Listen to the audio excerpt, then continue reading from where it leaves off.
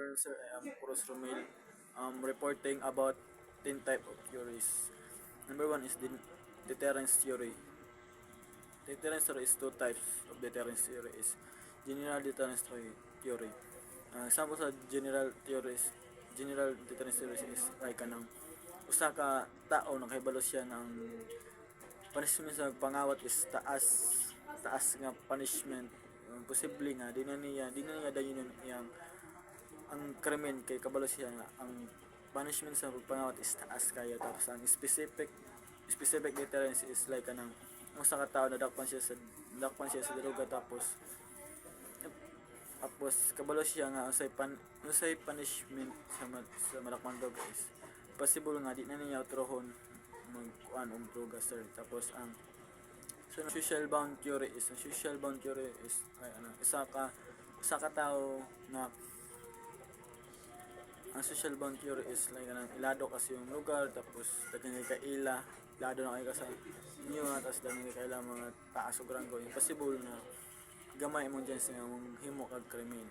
Tapos ang upat is imitation theory is like anong ang usa ka bata nga magata sa binata sa bantao nga mangawat, tapos di madakpan ang krimen nga mangawat siya is posible nga ma-adapt na sa bata kaya abin nila maayo ang mangawat. Tapos pero isa po nga example is like ang imong papa nga gikan siya sa criminal, yung behavior is like criminal, like inana is possible nga ma-adapt na nimo siya etong sa imo nakita siya nga kita niya sa imo nakita sa bata nga maayong binata sa iyang father. Tapos ang ika-upat, sir, is denial responsibility. Ang denial responsibility example lang, sir, is isa ka diyan tinangawat sa tindahan pero iyang gi-deny nga dili siya ang nangawat mo ng denial responsibility. Tapos ang denial injury, sir, is number 5 is denial injury is like kanang usa ka like inana, sir, ang like inana nga usa ka tao nga nangawat siya sa nagbuhat siya binuhatan pero wa na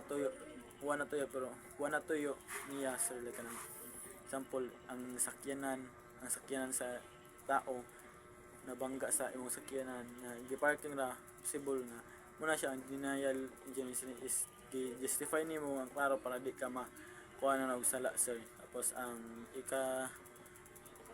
unom ang ka-7 next is differential association theory. Ang differential association theory is like ang usa ka pamilya or ang usa ka tao or pamilya or barkada nga ang usa ka tao makita siya ang isa niya ka pamilya nga or yung barkada nga mangawat is possible nga mapoy ma-adapt niya na behavior sa mangawat is like mga bulo sa balaod sig pangawat kaya justify niya nga kana nga binatan is nga maayo. So for example, sir, is kanang sa tao sa work is kanang sigid-sigit is criminal, like inana nga sigid-sigit nga bala is possible nga ang mga tao da is mga criminal is magbuhat og criminal, pero ang pagtan-o sa mga bata is maayo kay wala mang malakpa is mo na siya ang possible pud nga masundog pud na sa mga bata.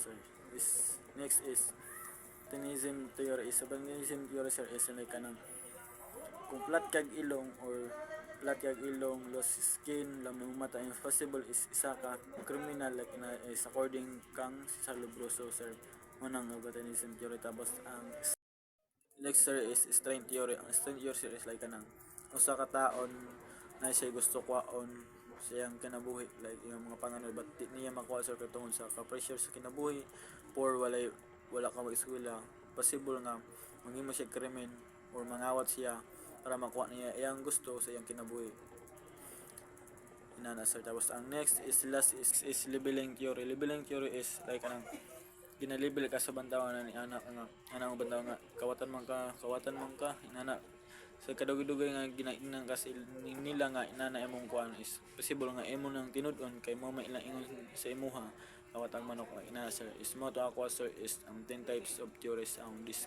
report, sir.